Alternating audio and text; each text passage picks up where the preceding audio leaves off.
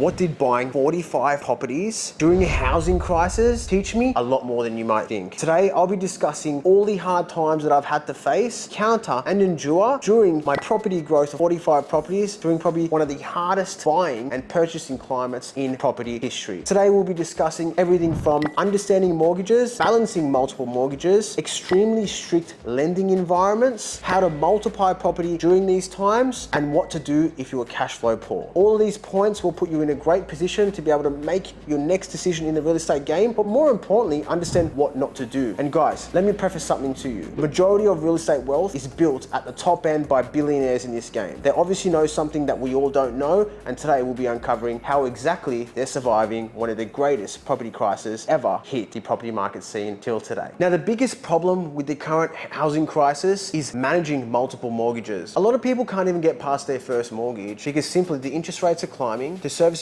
is decreasing. Even when they go back to the bank and they say, look, I've got equity in my home, can I go purchase another one? The bank's saying, look, it's not the right time to purchase now, and everyone's being discouraged. The hardest problem of this is people don't understand what's attractive to the banks. Your lenders are providing you money based on safety, and they provide you money. Guys, don't forget, every time they provide you money, that's how they make money as well. They actually want to get rid of their money so they can improve and continuously grow their business as well. But what they're looking for is an investor that wants to purchase more property that's number one, safe, and number two, they're going to generate more income so they can continuously scale their own portfolio. And when we're balancing multiple mortgages, the key thing we want to understand is what's the cost and what's the return of the property itself. A few key steps that you can implement right now is changing your variable interest rates to just interest only. If you have a fixed loan, if I was in that position, I would keep it as fixed because the interest rates currently are a lot higher than expected. The second thing that we would do is improve the income from your current property. If you've done the first step by just going to interest only, your repayments are going to be a lot lower. And if you then improve the income from that property, your income is going to be a lot higher, which now creates a gap of cash flow. If you still can't achieve that gap of cash flow, I would say get rid of the property. The reason why is because you want to buy cash flow property so you don't have a negative gearing property, which then won't allow you to scale multiple mortgages. And the second is rising interest rates. We don't know where the interest rates are going to be. The government doesn't know, the reserve banks don't know where the interest rates are going to be, if they're going to hold, if they're going to go down, or if they're going to go up. What you need to calculate is what the cash flow is of that property. And every time you purchase a property, you need to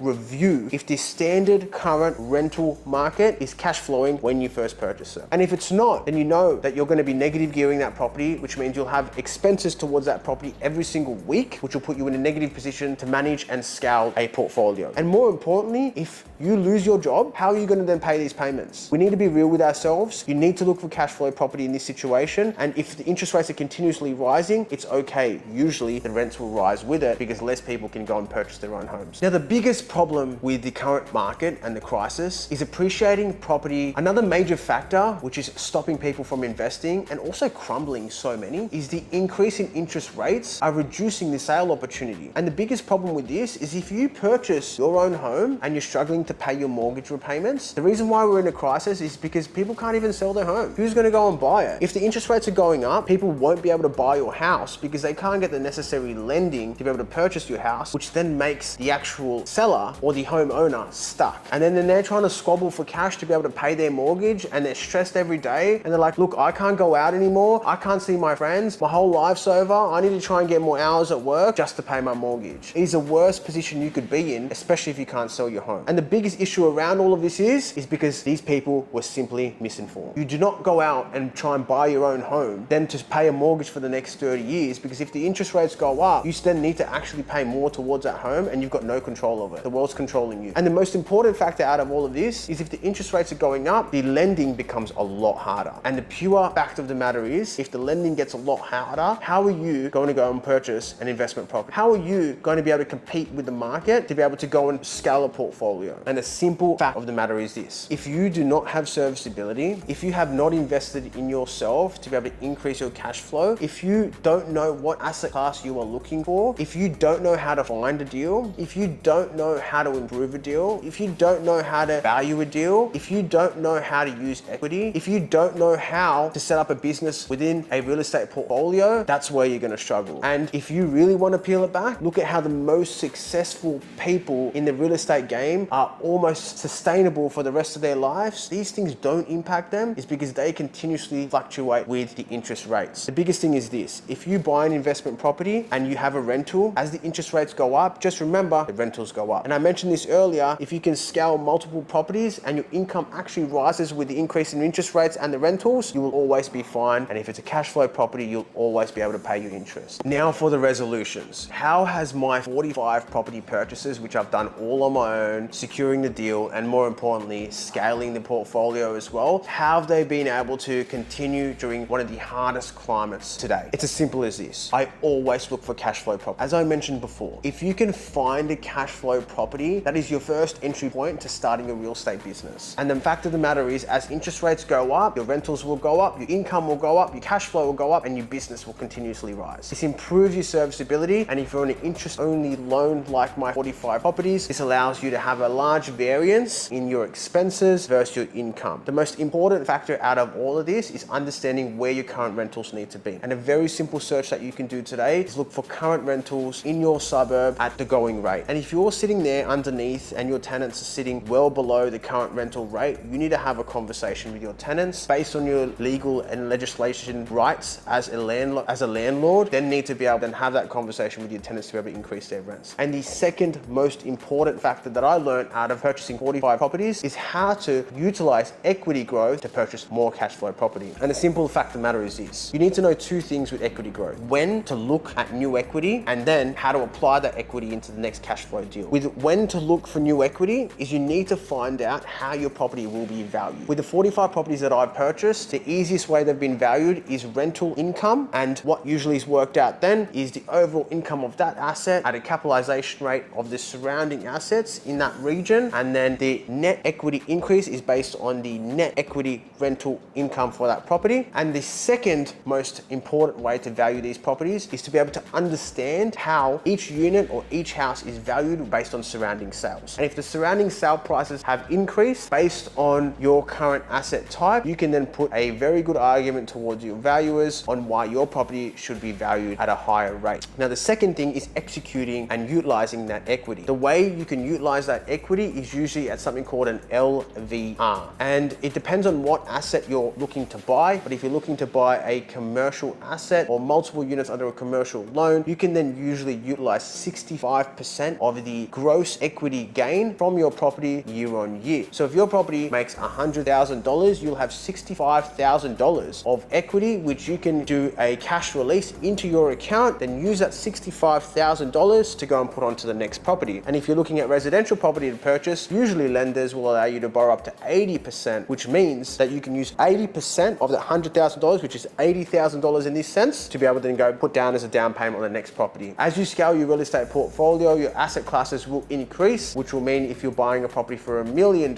and it's gone up by $500,000, you can use 80% of that $500,000, which will then allow you to then buy the next property. Always look for cash flow property for your next purchase as well. Now, when purchasing 45 properties, do you think it's not crossed my mind on what will I do if I just cannot sustain what I'm doing? You always need an exit strategy. And an exit strategy is so important so you can exit out of the deal safely without having a major loss. And in situations based on the asset classes that I've purchased, which are usually these residential blocks of units, you can do two things as an exit strategy. The first one is simply convert all those units to a strata titled block pending permission from your local council. And this will allow you to sell one unit. A lot of the time, one of these units is valued at $500,000 or $600,000. You can simply make that sale and obtain $500,000 or $600,000 cash and pay out any debts that you need instantaneously. Another great exit strategy is you can look in your local network and see if there's any investors that want to come on board. It could be family members, business partners, and you could say, hey, I'm willing to give up 20% of equity in this deal. Here's the cash flow from it if you're purchasing the right asset. Here's the growth that we've had year on year. And this is what you'll also get year on year if you own X percentage of this deal. You will have data to display to these people, and more importantly, build a trust with the investor so you have a nice exit strategy. Worst case scenario, you can sell that asset, it's grown in appreciation, and you will walk away with a substantial amount of capital. Just ensure that you understand that if you do make a sale, you may be,